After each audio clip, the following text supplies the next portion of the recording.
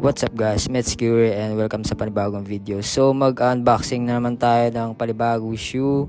And ito pala yung Wade Flash 2 Ice Blood colorway mga idol. Ayun, napaka-solid, napakalinis ng colorway na to. Ayan, 360 natin mga lods. Sa mga gustong umorder, maglalagay akong link dyan sa description box below or sa comment section.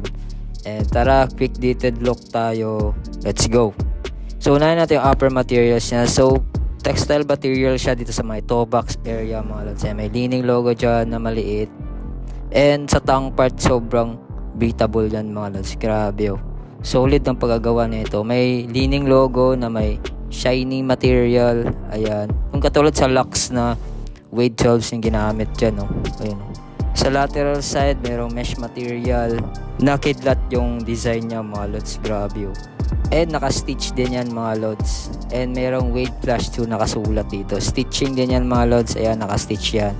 Sa medial side naman, ayan, naka-stitch din yan lods. Mesh material yan. Grabe, napaka-breathable yan mga lods. Ito na ata yung pinaka-breathable na shoes sa leaning.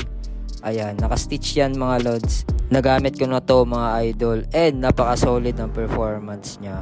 Sa toe box, may support din siya. So sa tongue part naman niya mga lods, ayan o, sakto lang yung padding niya dito, medyo manipis lang. And sa sock liner naman, padding yan lods, makapal yan for comfort. And may D logo sa insole mga lods. So, tapos may kidlat. Ayan, sa back heel naman may way of weight naka-stitch. And makintab na materials yan mga lods. So, agaw pansin talaga sa court yan mga lods pag naiilawan.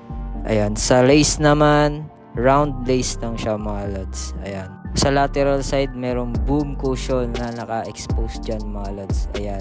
Di mawawala yung signature logo dito sa may lateral side.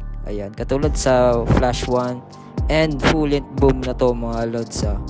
Ayan, napakalambot niyan. Super bouncy niyan mga idol. And may pagka-low to the ground. Katulad sa GT ka to, parang ganyan sa likod. Ayan.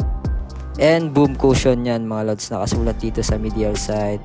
Sa traction naman tayo lods, tough rubber outsole yan. Pwede pang indoor outdoor courts. And naka-expose yung boom cushion mga lods. So, may TPU siyang plate sa medial side. Multi-directional traction pattern siya mga idol. So kung gusto mo nito, ilalagay ko ng link dyan sa description box below para makapag-order ka na. And maraming colorways na available. So on fit na natin, tara let's go.